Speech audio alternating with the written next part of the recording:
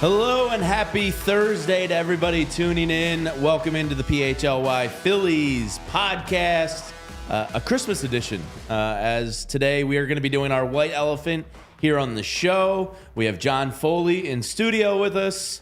So it's going to be a little bit of a celebration of the Phillies today. And an offer was made to Yamamoto. And we were going to get to all of that. But Renee, I know a close friend of yours, is joining us right off the bat today. So the honor is yours to introduce our guest. I'm excited for this special holiday edition to also have a dear friend of mine, Uncle Rob, as I call him, Rob Parker, one of the first and original First Take debaters. He's covered every sport with Fox Sports 1. At FS1, he's worked with Chris Broussard. They had The Odd Couple on Fox Sports Radio. And not only has he covered every sport, but he's also been helping to make a difference in Major League Baseball, founding MLB Bro, where I was a contributor at one point, and MLBBro.com does a good job of just featuring and covering black and brown Major League Baseball players. And to top all that off, guys, first black beat writer to cover the Cincinnati Reds in '91 for the Cincinnati Enquirer, and also a Hall of Fame voter himself, Rob Parker from the West Coast. Welcome. I had to give you a special intro because, man, you've covered everything across every sport, especially baseball, dating back to 1986, and did a great job. So what's up, Rob? How are you? What's happening, Renee? What's up, guys? Merry Christmas. Happy holidays. I see you guys are all festive. Out here in L.A., we got rain. It's a little overcast. Doesn't feel like Santa's coming this way. But, Christmas is here.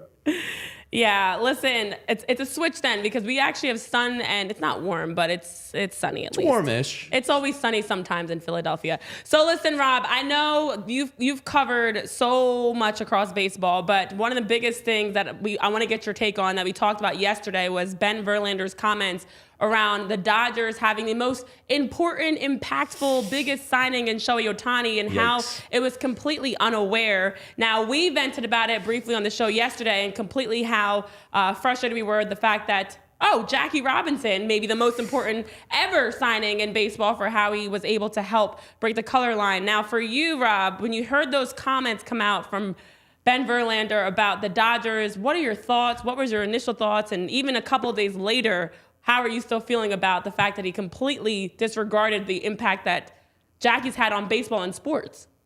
Yeah, that was one where I threw up in my mouth immediately. I just could not believe. And I get it. The Shohei signing, $700 million, we're watching a unicorn. I get that, where people could get carried away. And looking at this guy and seeing where he fits in the history of baseball.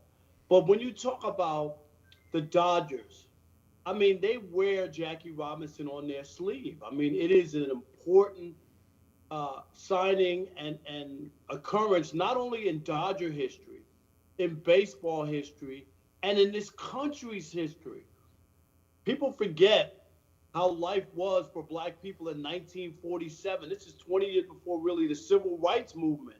So to be a black man, to endure what he was able to endure, to become a Major League Baseball player and play with, the white major leaguers was an important and historic moment.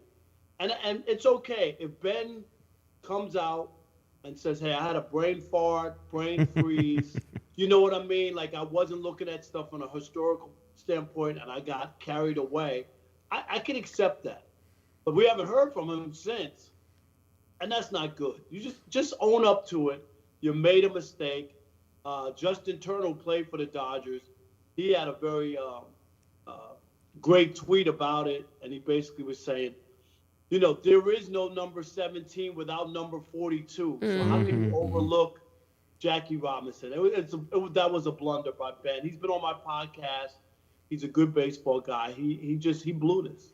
Yeah, Rob, I said yesterday, 29 other franchises in Major League Baseball. You can probably say Shohei Otani is the most influential signing ever, but the Dodgers are in a league of their own. There will never be a more important signing than Jackie Robinson. Forget sports, but like culturally, as you just said as well. So any other franchise, you can say that. But being out west and being in LA, what is Shohei mania like out there?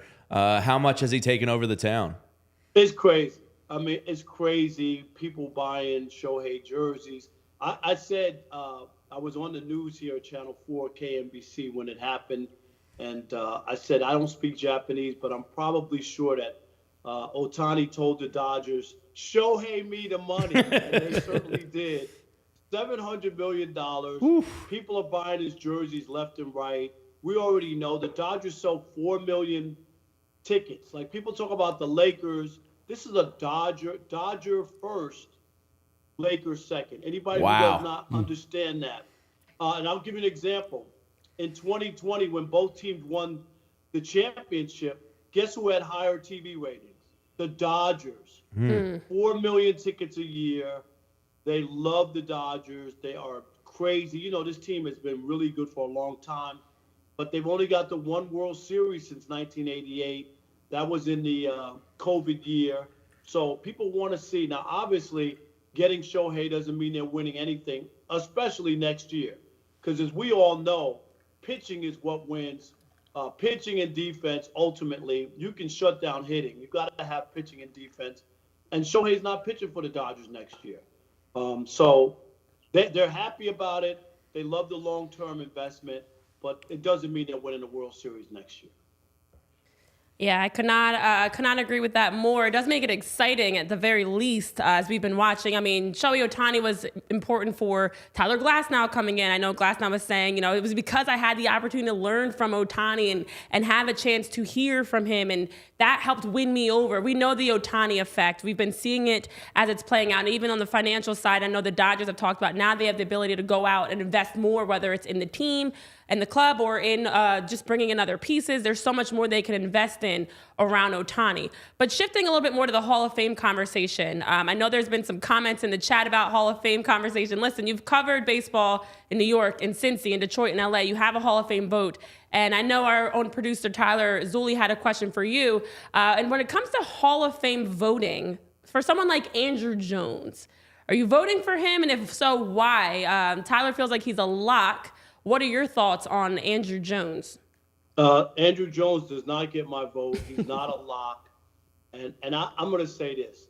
This is where I am. I'm a pretty tough voter. And I don't think if we have to debate your career, you're not a Hall of Famer. And that's where my standard is. When I've heard writers and different people, that's their votes, and that's fine, and I respect other people's votes. But Scott Rowland, I'm just going to go to Philly. Not a Hall of Famer. Scott Rowland is a product of, because of the steroid era, because of so many other guys who have gotten knocked out of people voting for them, they want to vote somebody in. I mean, I could look at Keith Hernandez's career, other people on par, even better, who Don Mattingly, who didn't get a shot because they weren't Hall of Famers, and then they've kind of lowered the standard. Andrew Jones had a fantastic career.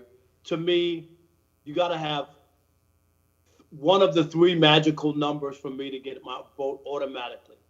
3,000 hits, over 500 home runs, or 300 wins. That's automatic. I don't even need to look at the rest. If you're able to stick around that long in Major League Baseball to accumulate those numbers.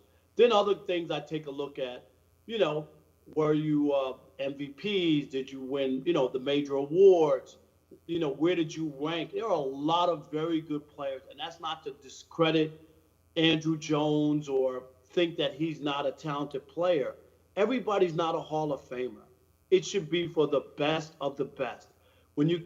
Does anybody pay attention or put up an uproar when they talk about the Basketball Hall of Fame? No, because nobody even knows what the standards are. The Pro Football Hall of Fame, how can a place be special if you put 10 guys in? And here's the other thing.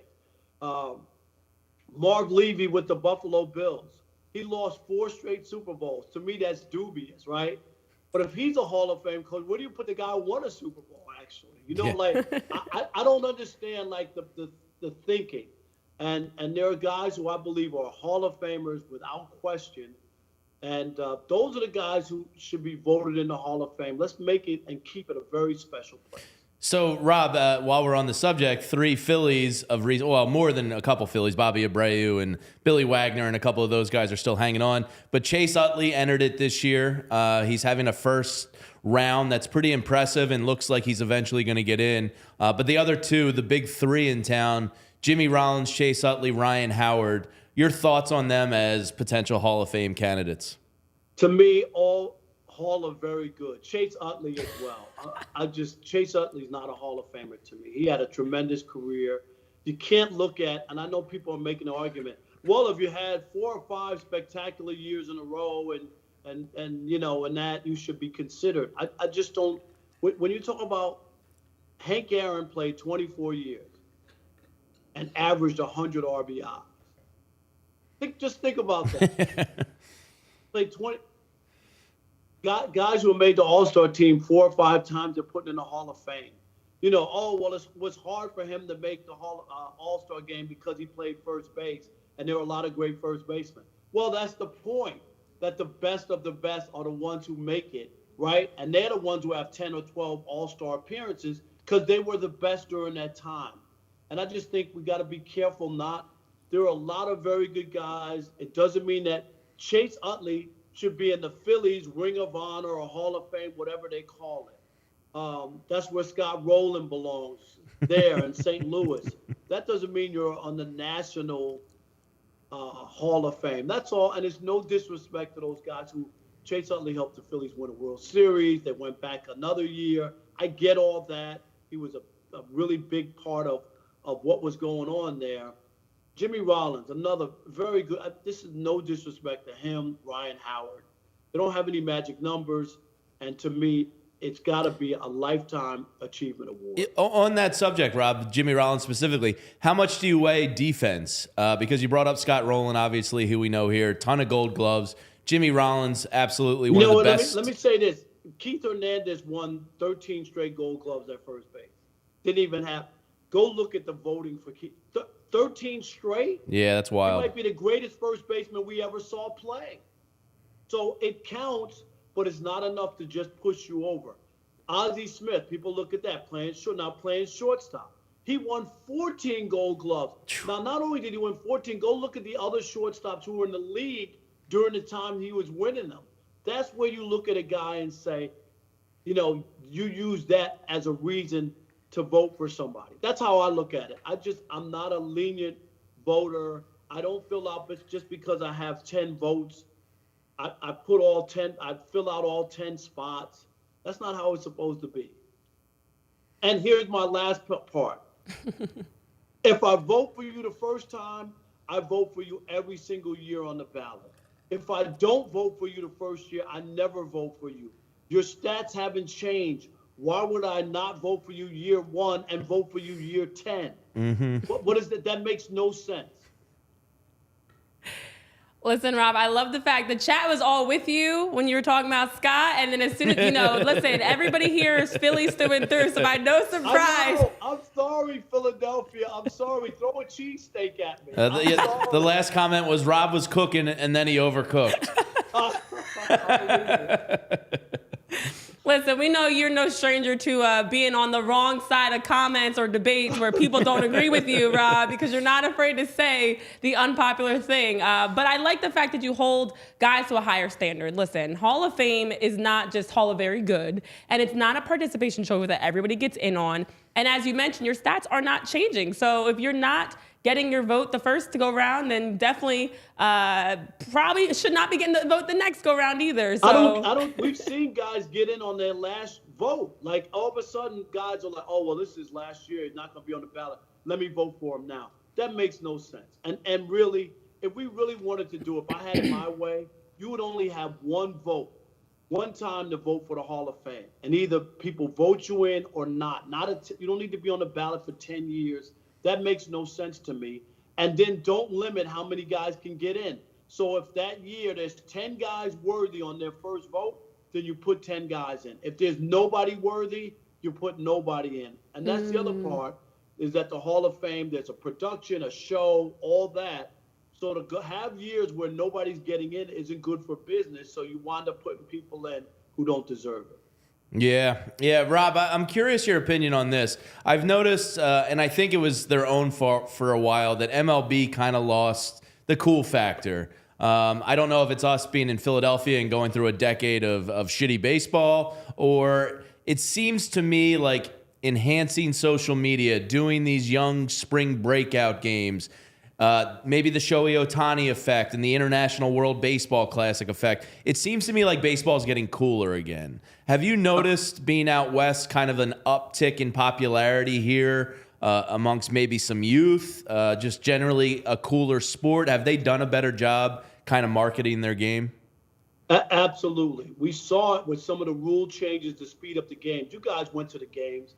You know, I was against it at first because I thought baseball was catering to people who don't like the game. You know, let's just get it over with in 2 hours.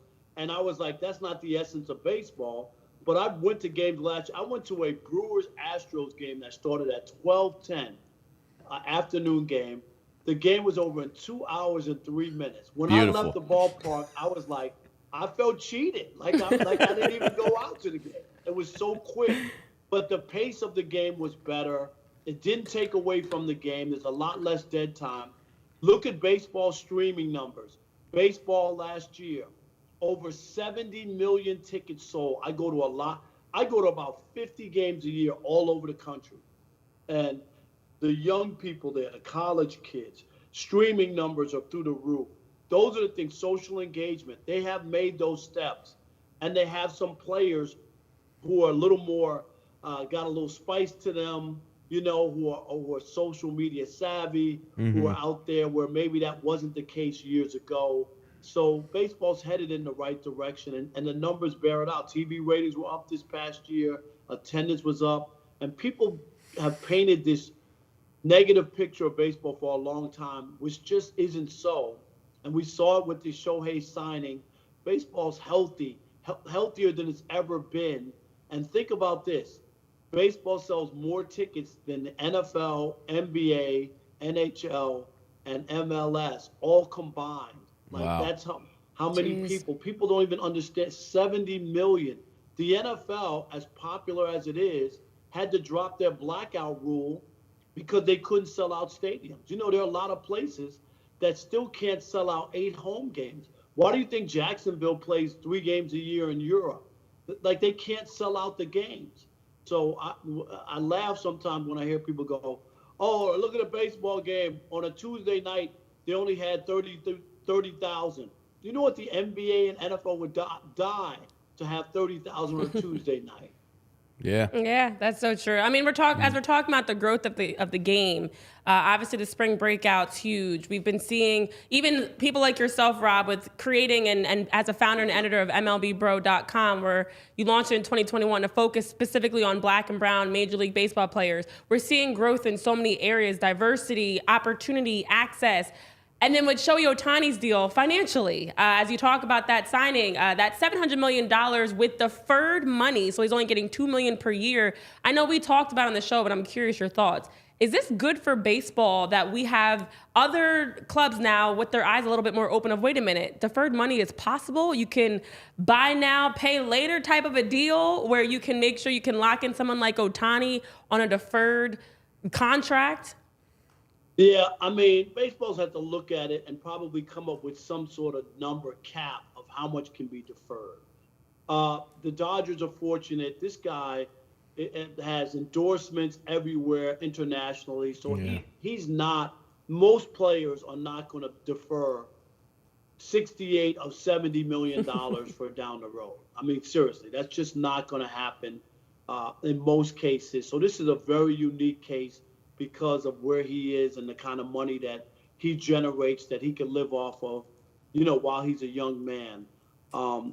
But I think that they'll come to some sort of agreement, like maybe you can't go over 50% or whatever the number is of deferred money, because it does make an imbalance that the Dodgers have. He's the 17th highest paid player on the Dodgers, and you got to go and sign a couple other guys or make trades and pay them.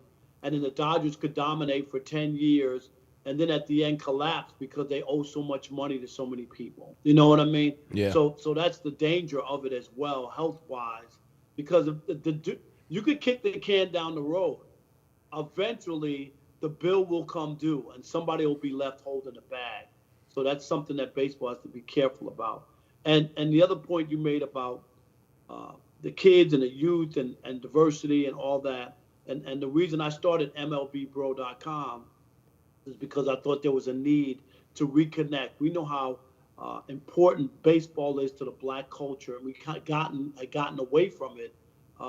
Baseball is huge in the black community, from the Negro Leagues just to all the great players who have played and contributed to this country and all that. And I thought some of that was being lost. I wanted to make sure that we preserve that and we reach out. We started in 2021 with 14 people to start the site. I'm up to 70 people on this MLB Bro staff. And what encourages me the most, and Renee knows because she worked with us, is the young people. If I told you how many young African-American college students who are now emailing me saying, hey, can you teach me how to cover baseball? I want to be a sports writer, but I want to learn how to cover baseball. And it's, to me, that's the point of it. That's exactly what I'm trying to do. I want to make sure we highlight the black and brown players in baseball. But B, I also want to be a training ground for future black baseball writers, broadcasters, content producers, all that stuff. So baseball last year partnered with us. It was great.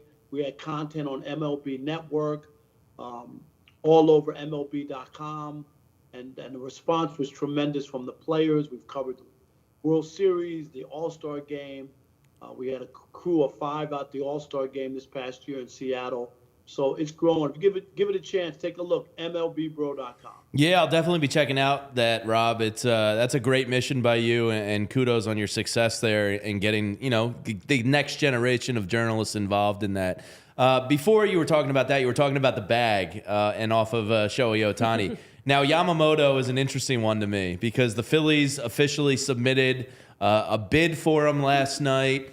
All the major market teams are more or less in on him. I think he's going to the Yankees.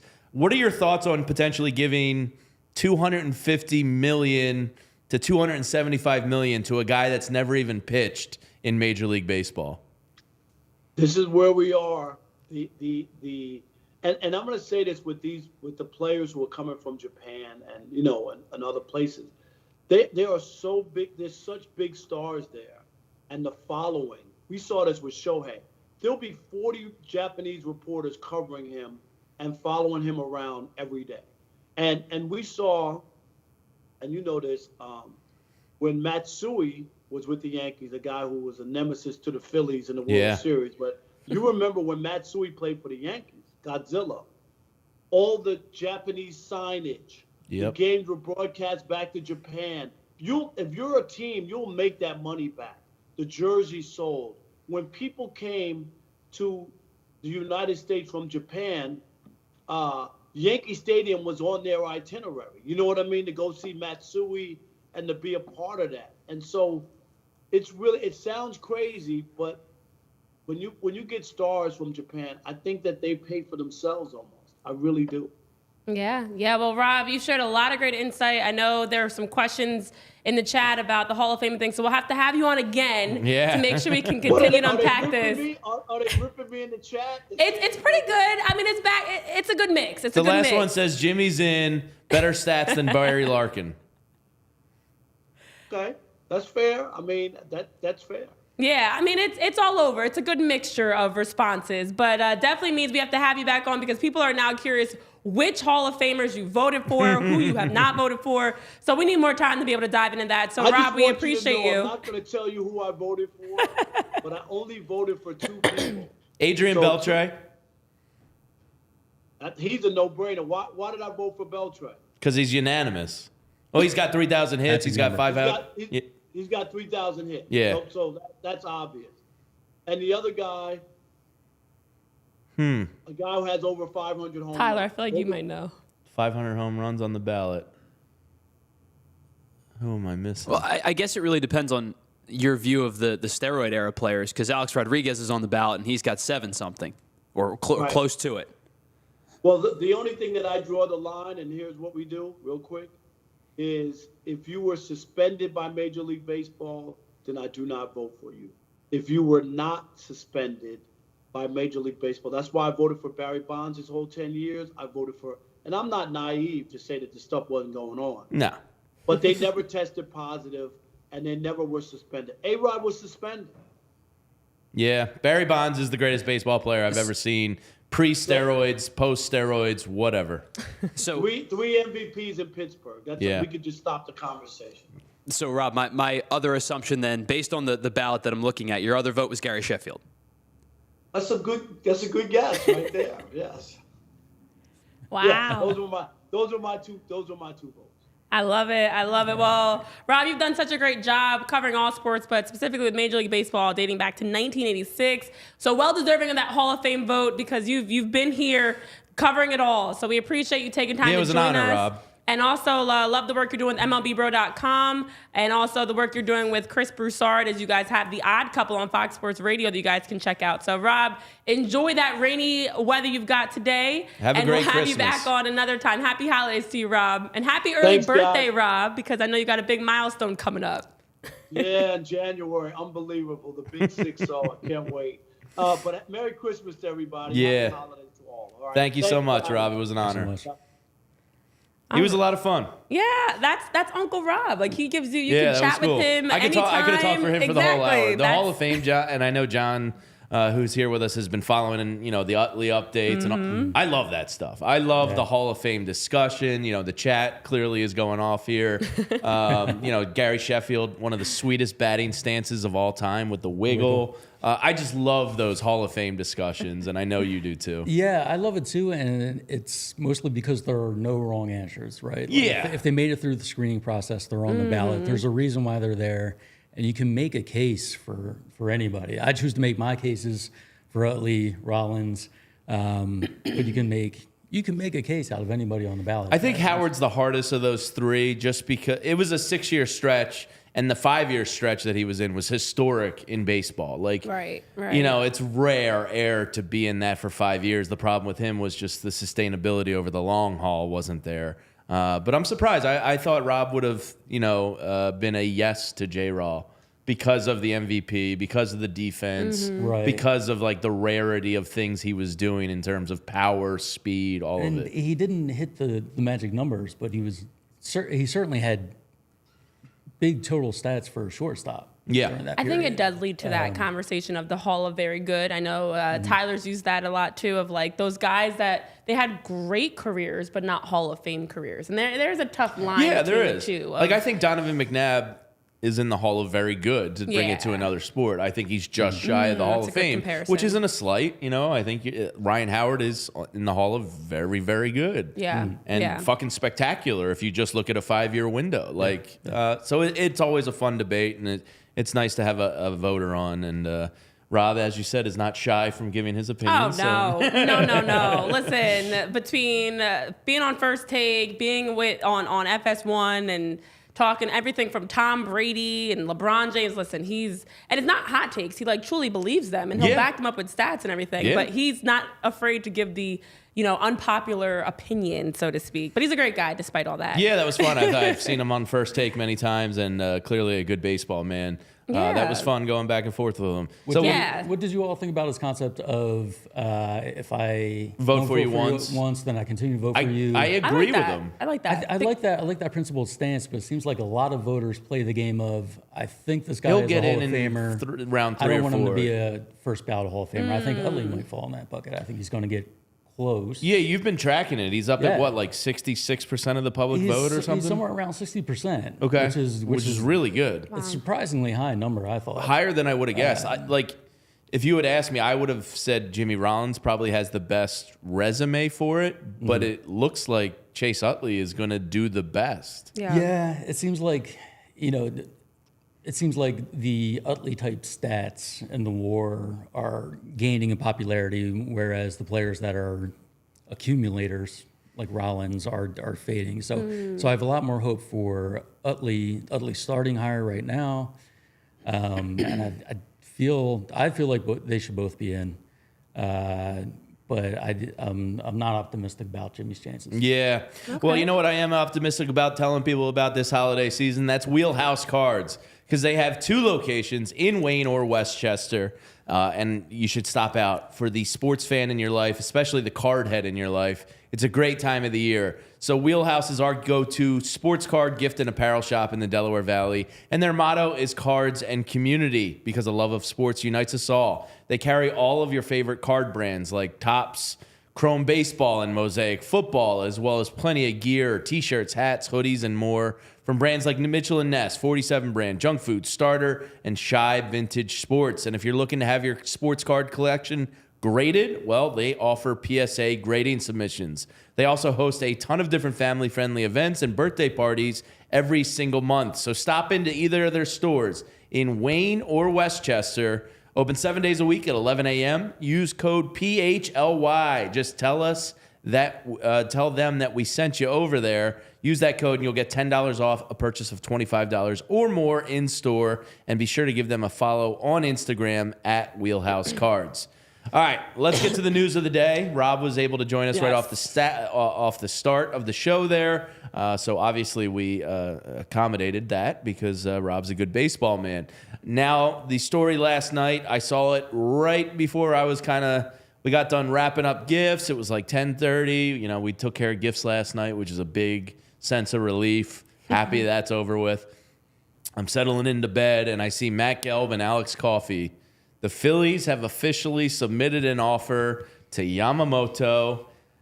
We saw this was coming. I still believe it's a pipe dream, but it's really cool to see the Phillies actually putting pen to paper. Here's a large check. Here it is. Do with us what you will.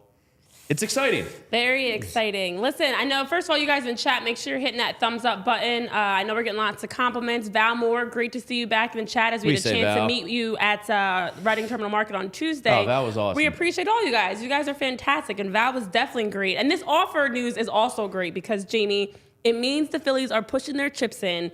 And I know there have been reports that, of course, you know, as the top 7 teams, that the Phillies don't have the greatest chance, but you always have a chance when you at least put an offer in. You know, this is like the house market is hot right now, for example, or not as hot, but it's like you at least put in a bid and an offer for that house, and you have a chance because you've done so. So we've gone back and forth about if the Phillies are more entertaining these conversations for a PR move, and to me, this shows they are at least trying to be aggressive. I know Alex Coffey's report definitely indicated that as well, but to see that they put their bid in, and probably not going to be as high as some of the other bids around that $300 million mark. They're probably a little bit lower, but at least you're giving Yamamoto the chance. And then I'm encouraged because, as we know, Yamamoto wanted to just listen to the pitches first before hearing the numbers. So to me, that means there's potential for Yamamoto to be more interested in maybe the club than just the bottom dollar. It's possible, and it is exciting that they actually submitted an offer, and we'll see what happens. I remain very pessimistic about their chances. I mean, there's making an offer and there's making an offer, right? Yeah. And it's like if you have the safety of knowing that these other teams are going so hard and pulling out all the stops and throwing so much money at them, it would be very easy for the Phillies, and I don't know if this is what they did, but it would be very easy for them to submit an offer that is not insulting, but a little lowball, and just say, hey, we were in the mix. That's my theory. It's a great PR move. I don't want to cheapen it to that, but the fact that we're here and just that little bit of excitement goes, all right, John Middleton's really all in. He wants to do this. And that's fun. And that's fine. We don't know what the number is. Yeah. It's an unknown offer for a reason, guys. Right. I wouldn't be surprised if it was like a respectful lowball number. Right. I agree. Like nothing that's 215. Yeah. You know, gosh. A number that's not probably going to be accepted. That's what it comes down to. It feels like Philly would have to be the highest bidder, right? It does, because it doesn't seem like Yamamoto has any particular attraction to the city. As great as the city is, I mean, I've been trying to tell him about pork roll this whole time. Oh, no. Exactly. I'm surprised we've gone so long without you mentioning pork roll. It's been 38 minutes, and this is the first mention of pork roll. Yeah. Listen, at the end of the day, there have been various conflicting reports, but I think there's always underlying truth to that. And of course, as we've heard, he wanted to go somewhere iconic. He wanted to go somewhere that's like a major club in terms of the history of baseball. Then there was wanting to play with a Japanese player, then not caring about that, then location, then not caring about that, West Coast, East Coast. All of that, to me, none of that actually equals anything with the Phillies. Yeah. Regardless. It does. Big stage. He just said he wants to play on a big stage, right? Yeah. I mean, if We you want to got go that. a win-now team. Win now team. But anywhere he goes could become more of that win-now Right, team. so- It Not to does feel like they'd mention- have to be the highest bidder to get it. I think he's going to go to a team that's at least top 2 I think he's bidders. going to the Like, if you're Yankees. getting $300 million offer and you're getting like a $215, I mean, listen. But then Alex Coffey says they're going to be aggressive. So What is I'm it? like, all right, are they like lying in the weeds here? And Matt Gelb, a day or two ago, wrote the story about how the Phillies have only had 2 Japanese players in their existence as a franchise. And the fact that they've gotten to this stage of it is encouraging for the future of those Asian relationships. And They've whether beefed it's up on scouting. Yeah, they increased their Yeah. scouting over there. They're making more trips over there to Korea, Japan. So, those are all encouraging things for the future because they have been slow to the Latin American countries and they have been slow to Asia. So, it's all a positive step for the franchise. I will say it does feel like the Phillies are crawling along because part of what came out throughout the course of the courting process for Yamamoto is that, they were able to do some of the same types of pitches they had involved with Otani years back to like repurpose it now and kind of beef it up a bit for Yamamoto. Yeah, the Dodgers had fucking Kobe. I know. like, Cannot God, match what are we gonna that. do? Cannot match that. So, I feels like the Phillies are at least like, what I like is regardless of how this plays out, you're sticking your toe in the water. You're getting a sense of like, what is this process like? Because maybe not now. Maybe there is a future Yamamoto. We didn't think there'd be a Yamamoto when we had an Otani coming through the ranks. So maybe now there is a future Yamamoto that the Phillies will then be ready to push those chips in on and have a much better pitch that matches the Kobe Bryant level pitch for the Dodgers. Yeah, so here's what Gelb actually had to say, and maybe this will apply to Imanaga or Fujinama or maybe another pitcher or bullpen piece or whatever. Matt Gelb said this in his story. The Phillies making it this far in the process is something of a surprise, although it's unclear how strong their odds are to get Yamamoto. They already locked up Nola, and Dombrowski said at the time that they were happy with their staff. Quote, we'll continue to talk to people and investigate if we can get better, Dombrowski said earlier this month. I think there's something we'll do over a time period, but it may not be signing Trey Turner for the type of dollars we did last year. And still, yet, Matt Gelb points out they made an offer to Yamamoto. They have been interested in him for months. They have increased their scouting presence in Japan over the last 2 years, but they have never signed a player to a major league contract directly from Japan. They have not had a Japanese player on the roster since 2009, and if fit is important to Yamamoto, that will be a consideration. Yamamoto did not visit Philadelphia this month as he conducted meetings with teams. The Phillies throughout this process have not quite been sure if their interest in Yamamoto was reciprocated. They likely will not be the highest bidders. All of that is working against them in this free agent pursuit, but Dombrowski has a track record of landing stars and unwavering support from ownership, so the Phillies' presence is at least notable at this stage. So that's about as good as you can kind of hope for here. Yeah. It's better than I would have expected at the start of the offseason. Totally. So that makes sense. You still get the sense that this is more about making inroads, setting things up for the future. Absolutely. And it's long overdue, to be honest. I mean, the Phillies always seem to sort of be behind the curve in these sort of branching out internationally. So. Yeah, when they made the changes to the front office with Dombrowski and Preston Mattingly and Sam Fold, it was all about improving the underbelly of the organization. The major league product obviously had to improve, but the real failure of Matt Klentak, he did make a couple good moves during his time here. He never really improved the minor league system. He never got the international scouting better. And I think Dombrowski and Fold and Mattingly and these guys went, all right, like this has to get a lot better. This is not how a major market team should operate. So, this is a step in that direction. The minor league system's improved. The player development has improved. Pitching, batting coaches, all that stuff has gotten better. So hopefully there's not that decade of unsustainability that we just went through, which absolutely sucked. And hopefully I can't do it again. No, I don't have kill another me. 10 I years don't of have bad another baseball decade in like me. that in me.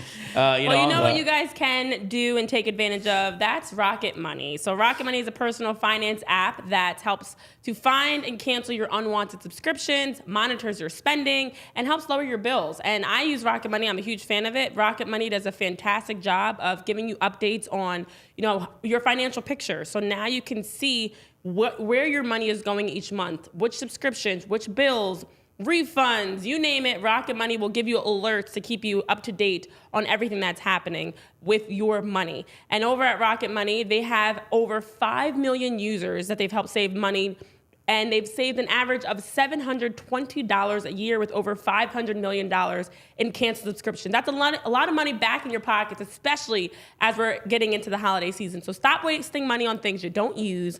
Cancel those unwanted subscriptions by going to rocketmoney.com/PHLY. That's rocketmoney.com/PHLY. Again, rocketmoney.com/PHLY. And make sure you are taking advantage of the opportunity today to save money for tomorrow.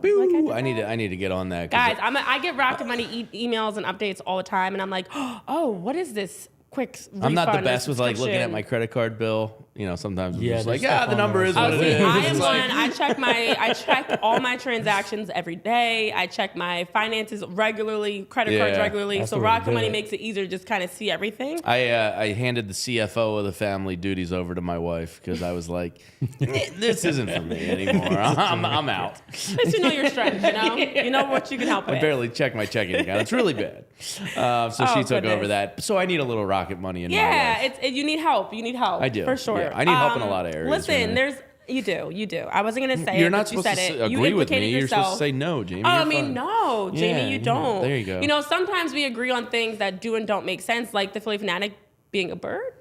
John, I know you put out a... Well, he's from the Galapagos. That much. I've been there. You Lots Put of out a birds. piece on this for the record. You guys check out John Foley's pieces that he's been dropping around various topics amongst the Phillies. It's very important. I'm very professional now. This is some hard-hitting journalism. I sat down to write, the same piece you've probably seen a few other places about the Phillies trying to trademark Bedlam at the Bank. Yeah. And running into some trouble with the Bedlam college football rivalry. But if you poke around on the U.S. Patent and Trademark Office's website, you can find some interesting things. And one thing I found was that the federal government has classified the design of the Fanatic purely as a bird. He's a bird. So if he's not a bird, what is he? I just feel like he's a mythical creature. He's real, Renee. I've been there. I mean, I saw him. The Galapagos gang comes up for his birthday Have every you year. seen other Fanatics? I mean, listen, the definition Mrs. of a Fanatic? bird... The definition of a bird is a warm-blooded, egg-laying vertebrate distinguished by the possession of feathers, wings, and a beak, typically being able to fly. The Fanatic cannot fly. Well, he flies around on his ATV. I mean, he definitely looks like he lays eggs. Or she? No. Is that? Would you Is there a call- gender to the Fanatic? He's got... I feel like... Is Are we he getting gender canceled inclusive? for having this conversation? Is he gender fluid? Gender I fluid? don't know. He doesn't wear pants. He does have makeup. He doesn't wear They have pants. makeup. I don't know what they are. Yo, who said the Fanatic? There's some Fanatic's flair guy? on those eyelashes. Yeah, well, actually, what makes a Fanatic a... And then when they were going through the Fanatic lawsuit for that year, they had to slightly change it. That was and so weird. It was so It weird. makes me uncomfortable even seeing the pictures. the Fanatic did have a girlfriend, but that doesn't make the Fanatic a man. No, it does not. Listen, Let's just turn it into a kinky conversation all of a sudden. some of you in the chat are probably enjoying this more than others. I mean, gritty is a byproduct of the Fanatic. I don't know. I feel like there are... are there other things that look like the Fanatic somewhere? I'll support him being a bird or she being a bird. I don't know. To the extent there's anything that looks like the Fanatic, I don't think it's a bird. Gritty's I like don't see a beak. I've never seen bizarro him lay an meth. egg. This is not the Fanatic. first time this conversation has come up in sports history. No. I mean, I want to see what is the Fanatic based on? What? The Galapagos. No, that's not. What do you mean no. based on it? He came But into existence. He was born in the An Galapagos. acid Yeah, but dream. Galapagos don't Bill look Giles went like over the to kidnap him. Fanatic. Well, the None of Galapagos the is Galapagos a smorgasbord of animals of all. The hawk, the penguin, like none of them look like the red-footed Fanatic. booby, the blue-footed boobies. I was gonna say, yeah. Seen them? I snorkeled in the Galapagos. It's the nose for me.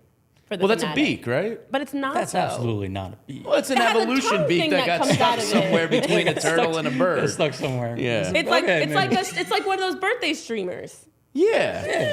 You're like, I I've had some supported people being say a bird. like anteater, maybe some sort of Yeah. anteater lineage. that is more of an anteater because they do have that same mouth situation. Right. That's The how they Galapagos eat. is all about evolution, and I think mostly bird, maybe evolved from something else, got stuck somewhere. I mean, and- just an evolutionary mistake. yeah, like kind of Randy's like an saying in the evolutionary chat, he's bastard. like an anteater with some plump. Yeah, he's thick. Have you guys seen the video of the two guys arguing, and they're arguing over the yes. Wicked? Yeah, and it's yeah, like, yeah. is the Wicked Yeah, Witch, yeah. or you know what I mean? Like, Is that up right now? Is that what we're that's doing? what We're this like, is. what is a bird? Bro, What there's makes it a no bird? beak. He doesn't lay eggs. This is why everybody That's comes wild. here. Yeah, this is the real reason why, you guys. This is what Val was saying. Val enjoys our Yeah. show just like many other people because of our interesting banter that we have. And, you know, our boy We just say MBD things says the people wanna red-footed know. booby has to be Eugene Krabs' favorite animal. And as soon as I started talking about the booby birds, I immediately thought of you, Eugene. So yes, shout out to your favorite birds. He is kind of like a Muppet. That's a good point, Chris. Yeah, very Like, Muppetish. very much giving Big Muppet. bird cousin, kinda. See, that's If you now had to we're getting compare it to warmer. But Big Bird is a something- bird. That's what I'm saying. But Big Bird he has is clearly a beak. bird. He's He got a clearly beak. has feathers. If Not the maybe just like definition one is feather on having his feathers, tail. a beak, possibly being able to fly, like the Fanatic doesn't have so those the Fanatic then would be a flightless bird, like an ostrich, that developed the anteater to snort up food. to Because survive. it couldn't To fly, survive, so that, because that Galapagos, had to, it's all about evolution. So True. flightless bird was like, all right, I got to snort my food, so I'm gonna freeze out here with this snout beak. Disgusting. Absolutely disgusting. I support. I think he's a bird. You think he's a Okay. bird? Yeah. All right, I'd well- strongly They're a disagree, bird. but I don't want to get canceled. Okay, there you go. There you go. I like it. Look at you, Jamie. The government's Very with you. I'm impressed. woke. I'm You're- hip. Okay. Okay. All right. Well, you know where else you can be woke and hip and be kind of cool? That's over at the Game Time app, because the Game Time app is a place you can go to make sure you don't have to deal with the stress of buying tickets. I was dealing with that Monday night at the Sixers game, fumbling in the cold, looking for my tickets. If I had the Game Time app, I just sent my buddy to get tickets for his wife to Game Time. I said, use if Game I Time. had used the Game Time app for my tickets instead of getting them from my dad, I would have been able to easily find my tickets. So over the Game Time app, they help with those last minute tickets. Great prices. Also allows you to see where your seats are, so you have a nice picture of where you and your buddies are going to be hanging out at the game, at the concert, at the comedy show, wherever it is you're going. So go over to the Game Time app. It's fast, it's easy, and they also have those killer deals, and you can make sure to take advantage of our deal. Using code PHLY gets you $20 off at the Game Time app. So again, that's code on the bottom of your screen if you're watching live, or for those that are tuned in on podcast platforms that we appreciate so much for putting up with us in our banter every day. Code PHLY gets you $20 off at the Game Time app when you download it and use it today. All right. So, as normal, we've gone off the So much rails to get into. and didn't have our show. Well, we're not going to get into it all, Renee, because we Why have not? Let's because make we it have a 2-hour tomorrow's show edition. and we have a white elephant to get to. There is one thing I want to get to because it was offensive to my eyeballs yesterday when I saw it. yes. We'll get into this power hitter thing that came out from Bleacher Report, and then we'll get to our white elephant, because I love white elephants. The idea of thieving others' gifts and stuff, it's always cutthroat. It's always fun. So Bleacher Report put this out yesterday. And the reason I bring it up is because Kyle Schwarber is very disrespected in this. Now, it is baseball's top 10 power hitters. And number one, I went Aaron Judge. Okay, fair. That makes sense. Matt Olson, if you're going just based on last year, okay, I could see that being the case. Ronald Acuna, 3. Shohei Otani, 4. I mean, I think he kind of put Otani second. And then it started to get interesting because I was like, where the hell is Schwarber? Corey Seager, 5th. Marcell Ozuna, 6th. Yordan Alvarez, 7th. Juan Soto, 8th. Kyle Schwarber, 9th. JD Martinez, 10th. Instant observation, a joke that Kyle Schwarber isn't in the top 5. I think you could... Like, that's all the guy does. Yeah, I mean, it's incredible. There are players on that list that you would take over him. Sure. But if we're talking about power hitters, Kyle Schwarber is the definition of Schwarber's a the guy. power hitter. Yeah. I think he's been Let's go second back in to baseball. definitions. right? Tyler, I know you had some feelings on this as well. There's 2 players not on this list that absolutely should be on this list, and one of them just played in the World Series. It's Adolis Garcia, trying to figure out where he missed the cut. The other one Corey is Seager's on this list? Luis Roberts, the other one for me that should be on this list as well. But and then a couple of people talking about it in the chat, like Yordan Alvarez is a masher. Yeah. And he's 7th? Kyle Schwarber's 9th. 7th? This list is weird, man. Yeah, like Acuna, I don't. You know I what? just consider great baseball player. I don't. I know he's got the power numbers, but like he's not in my top 5 power hitters in the game. I think Corey is the one that throws the whole list off. Doesn't belong in the top 10 because you can make arguments maybe for some others. But right, he doesn't even belong in the top 10. And he's sitting at top 5. Which then throws things off. Like, where are you getting this from? I know this was put out. Bleacher Report put this out. Like, what are you defining as a power hitter then? Yeah. Like, what are your parameters for a top 10 power hitter? Joel Reuter, who put this list out. Yeah, I don't know, guys. Corey Seager probably belongs on the list. I mean, he had what, like 36 home runs last year? 33, 96. He hit 320. But And what did Kyle is it top Schwarber? 5? So if you're are you guys defining this list just as the guys who hit bombs, or are you looking at the players who hit home runs who also hit well? Because if that's the case, Seager belongs on the list. If that's the case, quite frankly, Mookie Betts should be on the list because he hit 30-plus home runs. Right. So, like, you have to define what your definition of this list is. I think they're being a coward and hiding behind power. I think when you say power, it means home runs. Power means home runs. That's how I interpret it. Yeah, I think they're hiding behind like the cloak of like, well, slugging percentage and this and that. And it's like, all right. Do you all think that sometimes they make these lists wrong? Like they make the real list and then like switch them on purpose it so people will talk about people it. get enraged and talk about it. Yeah, it's like mean, it's like how people engage with Philadelphia sports. They say something, like Chris Sims of the world will be like, Jalen Hurts isn't a top 35 quarterback. Right. It's like, God. because they know we take the bait, because they know we're nuts. And here we are taking and the they bait. prey But we do on us. every And time. Bleacher Report, there you go. We talked about your stupid list. Can't I let think somebody be wrong on it the does internet. come down to what are you qualifying as a power hitter, a top power hitter? I know in the chat we're getting some different things. MBDBDBF saying Seager does belong. He's been a monster, to be fair. He's good, but he's not a better power hitter than Kyle I don't think Soto Schwarber. belongs in the top 10. Soto if we're doesn't. going based off of home runs for 2023, Kyle Schwarber was number 2. Past 2 years. Behind Matt Olson, right. And then there are other, Shohei Otani's up there. Pete Alonso sitting number 3. Ronald I hate Acuna Pete Jr., Alonso. Mookie Betts is top 10. As mentioned by Tyler, Adolis Garcia and Luis Robert are top 10. I mean, it's just what are Rick we Sachs in defining? the comments here makes a good point. Where's Bryce? If it's not just pure power hitter and it's guys who are powerful and are also great hitters, then you would expect. And he's got the most violent Right, swing if in it's baseball. not just based off of home runs. And what are we? I need more information. And JD Martinez is a free agent.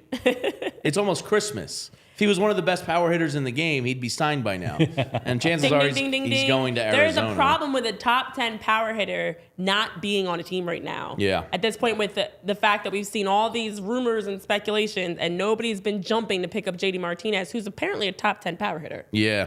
Tyler, I forgot to do something very critical to our White Elephant game, and that's write numbers No, 1 you through... did not. No, you did Oh, not. you did it? No, I got it. Look at you. Always prepared. Yeah, I know.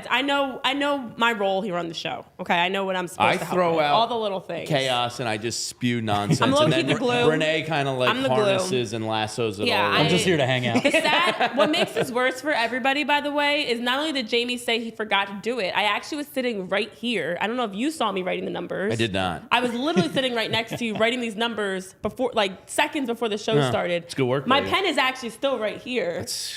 You're on it. Wow, I just. All right, so as the Thank you, show Gene Krabs, Common Renee W. is winding down here, we're going to do a little white elephant amongst the I'll let you PHLY pick first. Phillies show. I think Tyler should pick first. He's all the way over there. I'm way over here. I'm not getting I mean, that. I have so a gift. Tyler gets the last number by Yeah, default. by Yeah, that's default, fine. Tyler's the last number. Whatever. And my Because mother-in-law's technically, do we have calling to me. ed up? We should have Should put I all of our answer? gifts on the table, guys. Guys. All right. Oh, yeah, everybody we should put pause, the put your gifts gifts on the table. Gifts on Do the I table. have to always keep everything together here? Yeah, pretty much. Oh, I heard that one sounded a little heavy. This one's a pretty little package. It's very late. John's proposing to me. Oh, Sometimes yes. good things come in A small Wawa bag. Love it. I wrapped my gift. I am the only one that wrapped my present. This counts. Bags are. You all have bags. Mine's a Wrapping. little awkward to Jeez. wrap. Oh. You'll see. Oh. I like the All sound right, of why don't we that. give our guest the first pick, the Not a first overall guest. pick of paper? He's part of the family, I guess. Well, in studio guest. And John takes his own gift. Now I think number 4 is actually the best. Oh, man. Since I wrote the numbers, I'll pick after you. And Oh, wait, there's two. These two are mixed in together. Tyler gets I don't by have a hat. default the last number. Oh, I'm number 4. Oh, no. Oh, no. Oh, no. I knew it. No, I knew it. I'm number 1. You're number I 1. should have lied. All right, so the I have rules 2, are so Tyler's 3. you're 3. Okay. So the Okay. rules are you That's like, can't. throw it. You don't want to end up with your own gift. That's just lame. Things don't can want my only own be gift. stolen once. Speak for yourself. I know True. what Tyler's gift Actually, is. I would be happy with mine. I kind of just shopped for myself and was like, okay, this is, Oh, yeah. Give more clues. I like this. So you'd be happy with your gift. You kind of shopped for yourself. What about you, John? we put a $25 or $30 limit on it for the viewers here. 2008 is my clue.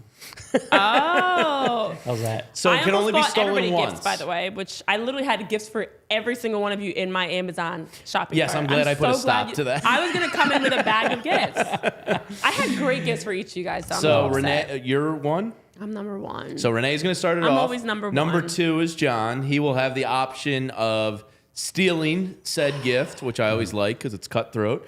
If you steal that, that's yours because things can only be stolen once. If not, you get to pick another gift and so on and so on. Number 4 can theoretically steal whatever has not been stolen yet. Okay. So Renee, why don't you kick us off here? Let me kick off my shoes too and get in the full holiday mood because I have my Christmas socks Santa, on. please stop here. Yeah, anybody else? And it's got gingerbread people on it. Anybody else have? My girls are My making a feet smell gingerbread old. house as we speak right now. Oh, I love gingerbread houses. Do you guys I have don't Christmas actually- socks on? No, No, I you don't didn't have any socks on. Okay, sounds about right. Jamie hasn't worn socks in like Standard. 25 Guys, years. for the record, we specifically said come here with your Christmas outfits on. Everybody on the show And did a look, great job. Our friends at Foco sent guys me this look awesome. ugly Christmas sweater, I don't birds think it's that ugly. I sweater. think it's kind of cool, actually. It is, but And it's then the ugly you each sweater have on theme. like classic green sweaters. I'm not a big ugly sweater person personally because Oh, Renee's going with my bag, number 1, maybe? oh no, start the timer. Oh, no, we're not God. playing this game again. I don't know. I know yours is. I know what yours is, and I mean- know what mine is. And I like small packages. I like big ones too. All right, what do we got? Let's see. I can't take it out yet. You have to wait until the end. No. I know, I Decide whether played to you steal open it or it. not before You open it and then John That, gets that to defeats the decide. Okay. No, that's the way the game is played, Oh, I Renee. get to see, yeah. Oh boy.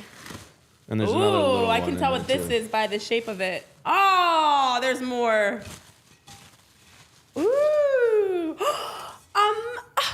Powder blue. Oh my God, this is my favorite color. Yeah, I thought that was pretty sharp. And Little it's some Philly nice shot Phillies, a shot glass. Shot And if you can glass. zoom in on me, Tyler, I'll you show just- off the gifts. Coffee mug or a One rain cocktail to the mug other. is what I prefer it to be. I use mine for juice. Oh, well, I at the don't drink pool in the coffee. summertime, I make myself a big cocktail. This is a good. Stays cold forever. It is a good one for that. I was gonna say because it stays cold. Well, thank you, Santa All Jamie. right, number 2 Hopefully, is I get to keep it. John. So John has the option to steal or You pick either another. go with what you know or go with what you don't. I'm sorry, Renee. I love that powder blue. I'm just going to take that. I appreciate how much you enjoyed it. I'm sure you'll get something much better. So now, Renee, you This get to is pick mine. again. This is mine now. Now you get your second option. This is White Elephant. It's cutthroat. So you can go with a sure thing, which you might know, or the I don't unknown. know this anymore. This is not fair. I play where you don't open it until the end. No. Oh, I'm not showing this. Booze, baby. Wonder what it could be. It's just a box. Oh, the stemless wine glasses. Always good to have. It's just a box. And what else? What else? I feel like there's something else in there. That's Renee. it. Just some pretty paper. Tyler did a great job with this paper, guys. Look at this The beautiful. Rydell glasses. That's good work by Tyler. Ooh, and a nice bottle of Cab. See, I I need thought you were this. going vodka, so I would I have. yeah, actually but see, did too, which is I why I got didn't both pick for it the at price first. of what the vodka was going to be. I didn't pick it at first. I thought it was going to be tequila. I don't drink tequila anymore. There you go. Nice It bottle. will be the coldest, iciest day in hell before I buy tequila. Me and tequila are not I friends don't drink at tequila all. anymore because I used to drink it straight back in college, and my body can't handle it anymore. Yes, Eugene Krabs, I noticed Renee's comments about packages as well. All right, John. All right. Oh, wait, no, Tyler's up. So, Tyler, you're going to have to come in here. Jamie, you didn't, did you, the red one's not yours, right? No. Okay, just making sure, because I don't want to make you end up with your gift. I can hand it to you or you can come in. It's up to you. All right. Let's let the people. You get to unwrap it.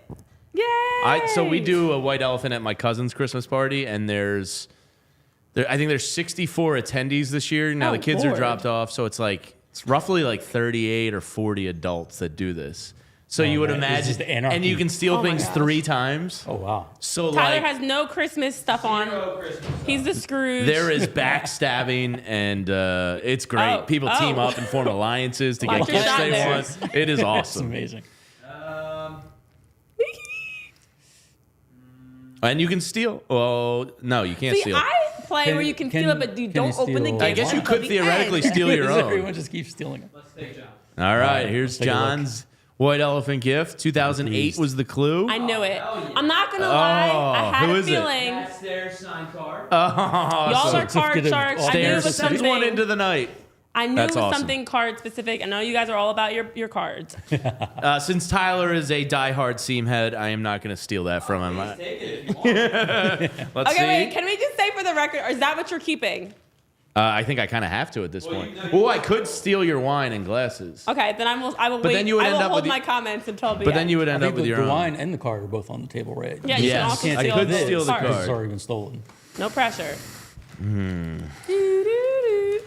I'm going to go with it. I like the thrill of the unknown. What is it, like a tutu or something? What are you giggling at? All right, so I actually thought this was perfect for anybody, but you were one that was like, if Jamie picks this, that'd be gold. Beer me socks. If you can read this, bring me a cold beer. Love that. I got Jamie's. I got some socks. It's going to have some socks. Please on. open that up. And my what do address we is on have there here? still. Ooh. Make sure that doesn't get. Is this an apron? You need to put it on. Oh, boy. You need to put it on. It's not just an apron, my friend. Oh, wow. It's not. Here, I'll take Is that a Look at beer this. apron? Look at this. Yes, it is. Wow. Summer It is an Cookouts just apron that has enough pockets to hold beer, condiments, utensils. Oh, that's incredible. Anything that you want as you're cooking. If you back up a little. That just screams Jamie. That's a great gift. And that holds like 6 beers. Like that all across your chest. Those are all for, it could be juice too. It could be, maybe some apple juice for the girls. I love the camo. Like, where did Jamie go? Right? All right. Awesome. I think we should all test out our gifts now. Yeah. And then if you can read this, bring me a cold beer. That's gold. I will put that up all Christmas Day. Can you put your socks on now? No. He's not going to wear them. They're You decoration. have to use your gift, guys. I will gladly use my gifts right away. Yes. Well, that was our first annual White Elephant here at the PHLY Phillies podcast. Again, guys, I'll thank you get to the everybody. trash. We will be back on tomorrow at noontime. John, I know you're taking a little one up to Manhattan to do the Christmas thing. Yeah, a little daddy-daughter trip to NYC. That's awesome. So I won't be here for the show, unfortunately. Yeah, but you're in the business of making memories right now, and that's going to be a core hopefully. memory for your daughter. I love that. That's going to be I wish I awesome. had Renee and I will be back tomorrow trip. with Tyler, and we'll send everybody off to the Christmas weekend. I can't believe it's almost here, Christmas Eve on Sunday. Should we send everybody off with a Christmas song? I mean, if you start singing, I'm just going to leave, and you can close out the show. The weather outside. All right, everybody, we'll see you tomorrow. Oh my God. The Wow, weather you guys outside are is weather. Scrooges. Well, Jeez, I'm dealing with the Grinch, the Scrooge, and Scrooge. You're not a Scrooge though. Yeah. I don't know, I actually. wear the sweater. Yeah, you're wearing the sweater. He did. So for all of us here at PHLY Phillies, thank you for tuning in, checking out the show, and we will be back tomorrow. We'll see you then. We all silly like the mayor.